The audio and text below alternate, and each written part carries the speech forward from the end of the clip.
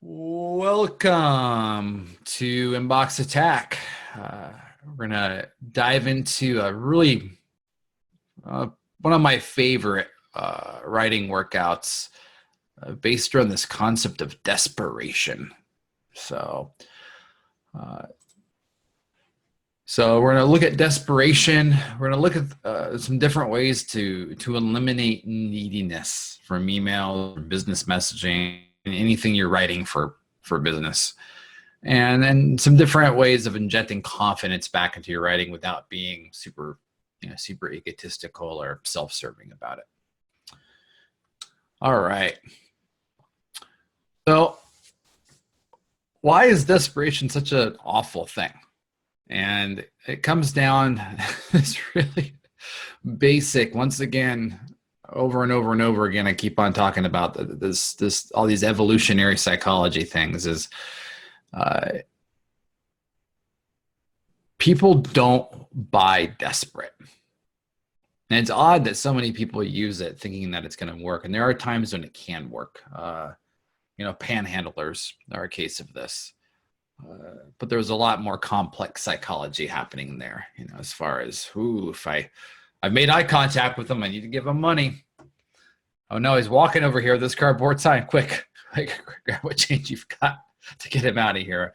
I don't want to reject him. I don't want that guilt sitting over my head. But in business, desperation is bad.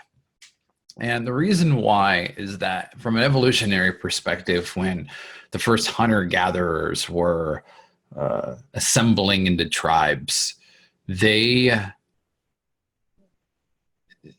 they wanted to have strong people on their team. So they wanted to strong and skilled and confident. They didn't want someone that if a saber-toothed tiger comes cruising around, they would just freeze in fear and not tell everyone. I was like, everybody, there's a saber-toothed tiger. We need to run. Like, it's not desperation. That's just being smart, right? So they were looking for strength and smarts. And how are you going to add to the tribe? In business, it's no different. No one wants to buy from somebody that's desperate. And it's odd because even for me, like when I'm in a difficult sales situation in business, I still have to fight this urge to be like, oh, come on, this is I really need to close this deal today. I really, really need this. And that is just it's gonna keep pushing that goal of turning this prospect into a client or a customer, making it official. It's just going to keep pushing that goal farther and farther away. So ultimately, we're going to use different frameworks to help eliminate this from our writing, but not replace it with the opposite extreme, which is ego, which is probably what we should do next week. About telling you all about my feature article in the New York Times, which does not exist yet. All right. To be clear, desperation kills deals.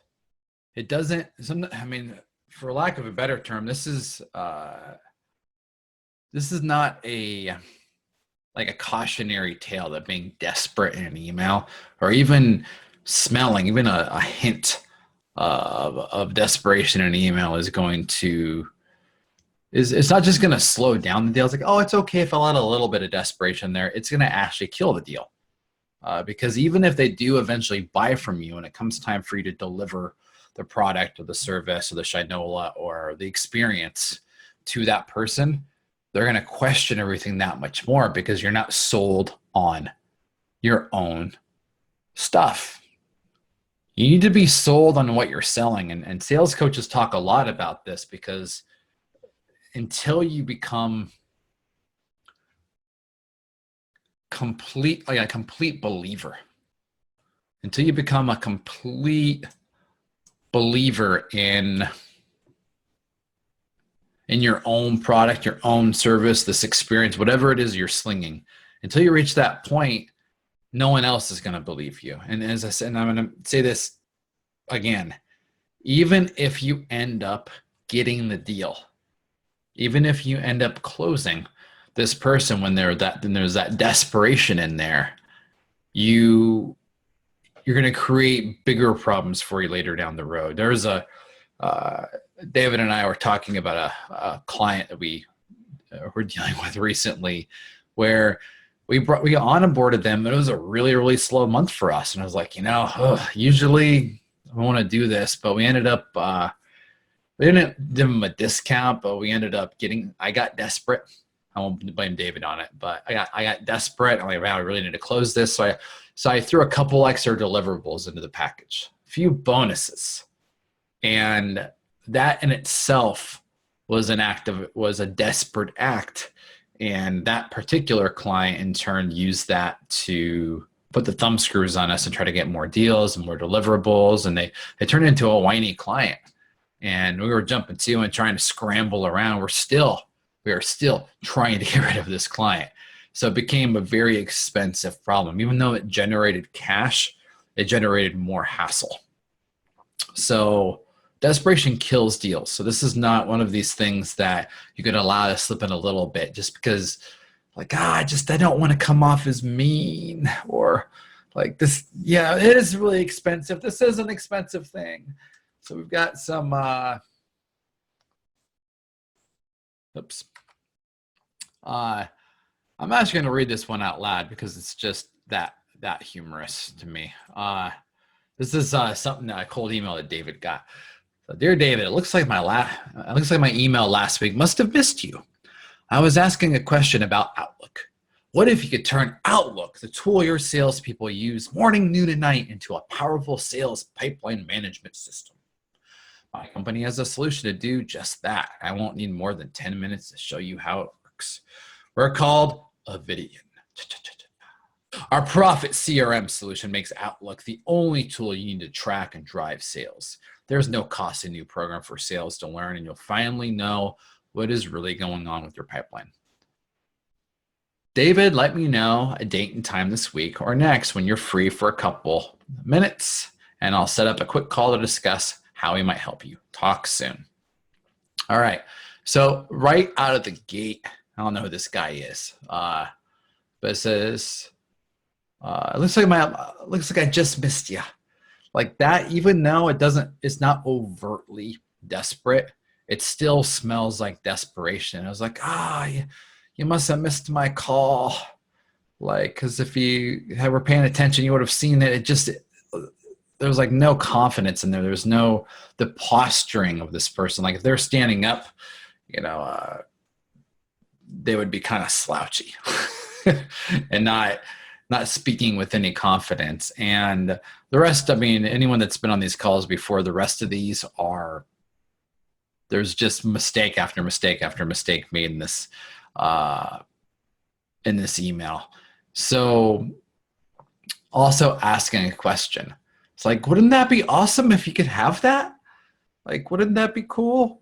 Don't you want to go on a date with me? Like, that's one of the reasons why we avoid asking too many questions in emails, because it's way too easy for desperation to slip into that messaging. So I'm going to let me hop into, I'm going to hop in. I keep a file of these, of emails that I think aren't very good cold emails. I'm going to go through them real quick.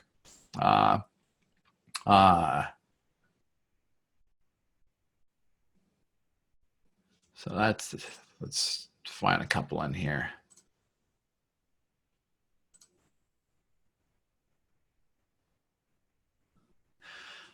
So this one's not as desperate, but he's like, hey, what's the best way to get 15 minutes on your calendar? That's a direct ask. But phrasing like this, all right, quick follow-up on my previous note regarding driving leads from LinkedIn. That's direct. That's typically wouldn't be considered bad writing. But in this case, it's hey,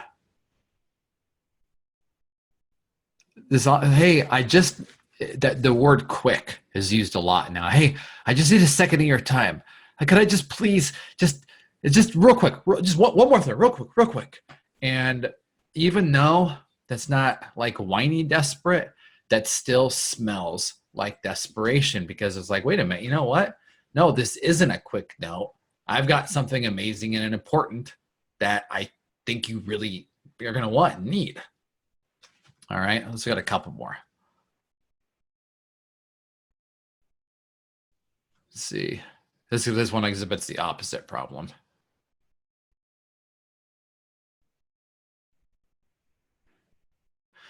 So another form of desperation is who sends out emails this early in the morning? That's actually a really good subject line. But right out of the gate, if you think about the framing of something like that, it's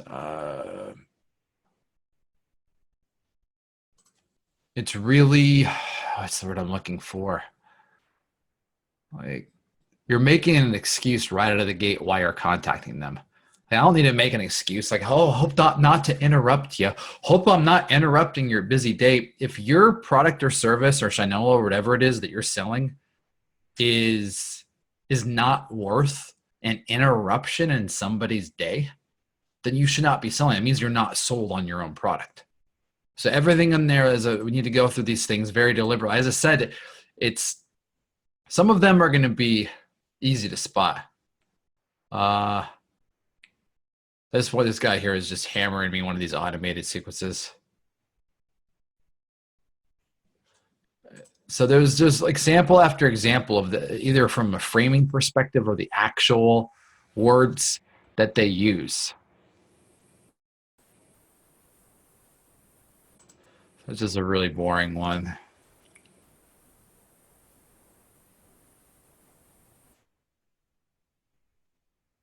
So be very wary of some of these items of framing of hey, that this is not worth your time. All right, because ultimately when you are not totally sold in your messaging on your own product, people like, well, why would I want that? Because want versus need, people they buy things, they act on things based off of want, based off of desire, sometimes based off of fear of not getting what they want or what they desire. But ultimately, it's all structured around want, not versus need. So when you come off needy in any way at all, you're already in the wrong department. You're already they're going to sync up this. Okay, he or she needs something from me. What do I need from them? So this is not a game of need. This is a game of wants. You want them to want it. I've got something good. I think it's awesome. Let's talk. Here's how it's going to help your life. Then we can use all those other frameworks to help illustrate and highlight what they may want about what you have. Okay. So I mentioned before, talked about posturing. Now, when you're posturing in an email, a lot of this is a subject line. A lot of this hinges around just overall tone, verbiage. But ultimately, when you're sending a cold email or you're approaching someone on a voicemail or in a conference, this is about confident conversation. And we've done pieces before on bios. What do you do? Well, I kick ass is what I do. Like, that's super egotistical though, right? But ultimately, the goal here is we want to have a confident conversation with them. We want to know what they're confident about, because once you see what they're confident about, it'll be easier with contrast, creating contrast to reveal, what they're not confident about. So this aspect of framing it in a confident way is really, really important. Another way to frame that confident conversation is to flip the concept of this is what I want from you, and actually just be direct about it. Like, I want this from you. I want this from you. And that's one of the ways you could actually get out of the thing immediately, is because it does take a lot of confidence. Like, hey, lend me your jacket. Hey, could I borrow your car, your Mercedes, to impress a client next weekend? Could I do that? Like, having the confidence to have a big ask. Yeah, I want an hour of your time next week. That's what I want. So actually, that's one of the ways that with the framing and the posturing, you kind of turn it around. Now, I know think that you should use that tactic all of the time, but that's the whole point of inbox attack, is we're going to, all of these different rewrites will kind of tease out better angles and different ways of doing things to kind of get you out of your own head for a minute. All right. So another aspect of confidence is not to beat around the bush. Now, some of the emails I see are really good from folks. They say, hey, you know, we've got, you know, I've got something really awesome. I think it's highly applicable in your space, and I think it's worth a conversation today. Like, so I mentioned before, the higher up the food chain you go, so the people that have more money, typically they have less time, or they might have time, but they're much more selective with how they spend their time. They have more influence, so their black book is going to be thicker.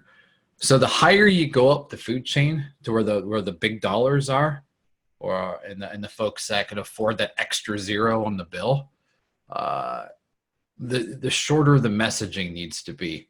And the shortness of the message actually indicates confidence too. So having a long drawn out, people would call it salesy message to a potential client, actually the length of it all by itself, even if it's worded perfectly, is gonna smell like desperation. I was like, they're really pushing this hard. Like, you know, there was enough curiosity there that I think it's worth a phone call. I want to go down this rabbit hole. Yeah, I'm curious. Because ultimately, we're not asking them to open their wallets right away. We just need them to click on something or reply to something. All right. So just a quick recap. Desperation will kill the deal. Even if you close the deal, even if you get them to buy the product, even if you get them to book the meeting, they will turn into a problem child later. Like more often, 9 times out of 10, 19 times out of 20, they'll turn into a problematic customer or client later on down the road, because now they're in a power position and you're not. But typically you just won't close the deal at all, because you know, people buy based off of want. You want them thinking about want, not thinking about need. All right, direct, short. So there's a few different things you could do to do that. So we're going to do some writing exercises now.